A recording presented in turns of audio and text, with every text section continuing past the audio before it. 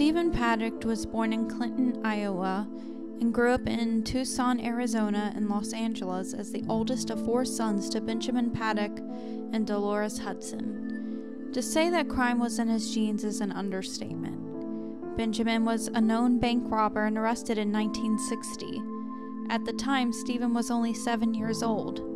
Benjamin eventually convicted, but had escaped prison in 1969, earning him a spot on the FBI's most wanted list. With a lack of connection with his father and financial instability gained by essentially being raised by a single mother, Stephen prioritized self-reliance and sustainability from a young age. He eventually graduated from California State University in 1977 with a degree in business administration. From 1975 to 1978, Stephen worked as a letter carrier for the U.S. Postal Service and eventually moved on to an Internal Revenue Service agent until 1984. The following year, he worked as a Defense Contract Audit Agency auditor. Towards the end of the 1980s, Stephen worked for several years as an internal auditor for a company that later merged to create Lockheed Martin. Aside from these jobs, he was known to run a real estate business with his brother Eric.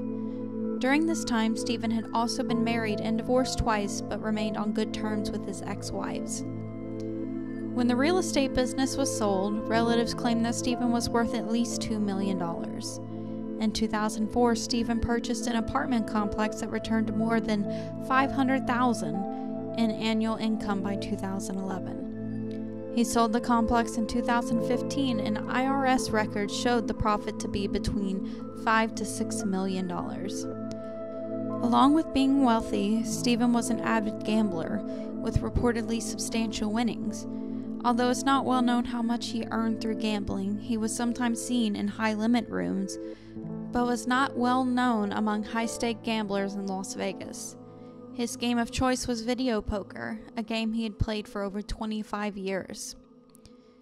For a while, Stephen lived in Texas and California. He then moved to a retirement community in Melbourne, Florida, and lived there from 2013 to 2015. The next year, he moved from Florida to a retirement home in Mesquite, Nevada. He lived in Mesquite with his girlfriend, whom he had met several years earlier in Reno, Nevada. Residents of Mesquite described Stephen as someone who did not talk much and kept a low profile. He was never seen at any of the local gun clubs or shooting ranges. An Australian acquaintance of Stephen described him as intelligent and methodical. Stephen had told him he had won money by applying algorithms to gambling on machines. He spoke a lot on gun laws and in defending his view of the Second Amendment, the right to bear arms. At this time, Stephen had only minor interaction with law enforcement. Years before the shooting, he only had a minor traffic citation that was settled in court. In other court records, Stephen had sued the Cosmopolitan of Las Vegas in September 2012. He claimed he had slipped and fell on an obstruction on the floor and was injured as a result. The lawsuit was settled and dismissed with prejudice in October 2014. When investigating possible contributing factors, Eric stated that Stephen had no political or religious affiliations of any kind. Stephen's girlfriend, who was a Roman Catholic, said that he was an atheist and blamed her whenever she made the sign of the cross followed by something negative happening afterwards. He did not talk about politics, and he didn't belong to any political organization. He did often complain about being sick and being sensitive to chemical smells. During his last few months, Stephen often smelled of alcohol from early in the morning and appeared to be in low spirits. He reportedly filled prescriptions for Valium in 2013, 2016, and again in July 2017. During an interview, Clark County Sheriff Joe Lombardo stated that Stephen had been losing a massive amount of wealth since September 2015. Stephen's girlfriend noticed a decline in affection and intimacy, but figured it was due to his declining health. Leading up to the shooting, Stephen began a massive increase in gun purchases between October 2016 and September 2017. He had purchased over 55 firearms and many firearm-related accessories. His girlfriend had noticed this increase in purchases but thought it was just due to having an interest in guns as a hobby. 2 weeks before the shooting, Stephen suggested to his girlfriend that she go to her native country, the Philippines. He had bought her a surprise airline ticket and wired her $100,000 soon after she arrived to buy a house there. After this, he was spotted in Las Vegas with another woman who was reported to be a sex worker. It was confirmed that she was not an accomplice nor a suspect. Also important to note, 2 days before the shooting, Stephen was recorded on a home surveillance system driving alone to an area for target practice near his home. In preparation for the mass shooting Stephen planned to commit, his girlfriend stated that he repeatedly cased out Las Vegas Village from different windows in their room at Mandalay Bay a month before the shooting. It's thought that Stephen had planned to attack other events as he had researched large-scale venues in other cities since May 2017. He had even stayed at the Ogden in downtown Las Vegas in September, overlooking the Life is Beautiful festival in September. His internet search terms from this time showed SWAT weapons, do police use explosives, and more. On September 25, 2017, Stephen arrived at Mandalay Bay in Las Vegas and booked into room 32135, a complimentary room on the 32nd floor. Bellman of the hotel brought 5 suitcases to his room, 7 on the 26th, 2 on the 28th, and 6 on the 30th. 4 days after, he also checked into the connected room 32134. While at Mandalay Bay, Stephen spent most of his time gambling at night. Cell phone records show that during his stay, he also made multiple visits to his home in Mesquite. On October 1st, Bellman brought up 2 more suitcases. The arsenal of weapons he brought up included 14 AR-15 rifles, 8 AR-10 rifles, a bolt-action rifle, and a revolver. On October 1st, 2017, the final night of a music festival was going on outside the Mandalay Bay Hotel. Country music singer Jason Aldean was giving the closing performance. Shortly before 10 p.m., a hotel security guard, Jesus Campos, was directed to go to the 32nd floor to investigate an open door alert. Campos was not able to open the door that gave immediate access to that floor. He found another way onto the floor and discovered an L-shaped bracket screwed into the door in the door frame of the door he was not initially able to get into. After reporting the bracket to the dispatch center, he heard what he thought was the sound of rapid drilling coming from room 32135. As he went to investigate the noise, he got shot in the right thigh by Stephen shooting through the door of the room. A maintenance worker, Stephen Schuck, was on the floor to fix the door Campos called in. Campos encountered Schuck and told him to take cover. Schuck contacted hotel dispatchers over his radio to tell them of the shooting and to call police. Stephen Paddock used a hammer to break the 2 windows in both of his rooms. He began to shoot towards the crowd of the music festival at 10:05 p.m. He fired over 1,000 rifle rounds into the crowd. Many people at the music festival crowd thought that the gunfire was fireworks. During the shooting, a security fence was hindering concertgoers from fleeing the 15-acre lot. The gunfire continued over a span of 10 minutes, ending at 10:15 p.m. In addition to the shooting at the concertgoers, Stephen shot at a large jet fuel tank at Harry Reid International Airport, 2,000 feet away.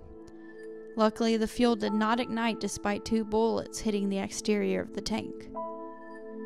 As the shooting was going on, police officers were confused on whether the shots were coming from Mandalay Bay, nearby Luxor Hotel, or the festival grounds. There were even false reports of more shooters around other hotels on the Strip. Eventually, the officers saw multiple flashes of gunfire from the middle of the northern side of Mandalay Bay. As police reached the 32nd floor, at 10:17 p.m., Campos directed them to Stephen's room. Officers breached through the bracketed door of Stephen's floor, and the gunfire had ceased. At 10:55 p.m., all of the guests had been evacuated, and at 11:20 p.m., police breached room 32135 with explosives.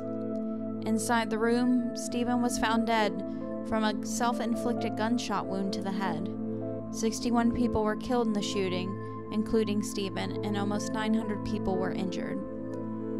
As the investigation commenced after the shooting, Firearms and accessories were found in addition to a note with handwritten calculations about where he needed to aim to maximize his accuracy. The note contained the distance to the target, his own elevation and bullet trajectory relative to the line of fire. Several laptops were found in the room. One was missing a hard drive. Hundreds of images of child pornography were discovered on the laptops. Ammonia nitrate used in explosives was found in the trunk of his car, along with 1,600 rounds of ammunition and 50 pounds of tannerite, an explosive used in gun ranges. Fortunately, no motive has been found into why Stephen committed the mass shooting. After the investigation, the FBI's Las Vegas Review Panel released 10 key findings about Stephen. His attack wasn't directed nor inspired by any groups, and he acted alone. There was not one single motivating factor behind the attack. There was no manifesto, video, or suicide note left relating to the attack. Stephen wanted to gain infamy through a mass casualty attack influenced by the memory of his father. Stephen's decision to kill people during an entertaining event was consistent with his personality. He had a history of exploiting others through manipulation. He had no ill will against a specific casino, hotel, or music festival. He engaged in significant internet-based research regarding the site and police tactics. He did not plan to leave the Mandalay Bay hotel room after the attack and had taken several steps to ensure he'd kill himself. He kept personal relationships and did not isolate from others. And finally, he was in many ways similar to other active shooters the FBI had studied. Several theories have come to try to answer the motive question. In a documentary called Money Machine, interviews with several people who knew Stephen stated that Stephen was angry with MGM Resorts for promising perks it didn't deliver. This is contradicting to the FBI's statement, but Stephen's brother Eric recalled Stephen growing irritated with Mandalay Bay for not delivering on its perks. A former bellhop for Mandalay Bay stated that when high rollers had big losses, it was common to lure them back with complimentary perks like a free weekend stay. When they arrived, the room wasn't comped and they would be charged $500 for an upgrade. Another theory centered on right-wing extremism. According to what was told by a witness to Las Vegas police, Stephen was kind of fanatical about his anti-government conspiracies and that he believed someone had to wake up the American public so that they would arm themselves. Family members and associates painted a picture of a man who loathed gun restrictions and believed the Second Amendment was under siege. Several factors are taken into consideration, such as Stephen's declining mental health and apparent downturn in his high-stakes gambling. The brother of Stephen's girlfriend stated that Stephen had an obsession with guns and would become angry when challenged on the Second Amendment. According to the brother, Stephen made it clear that he would have no part in gun ownership restrictions. He was animated about the government and tax systems and was outspoken on inadequacies and of waste of the government. Up to this point, no true motive has ever come clear as to why Stephen Paddock committed this mass shooting.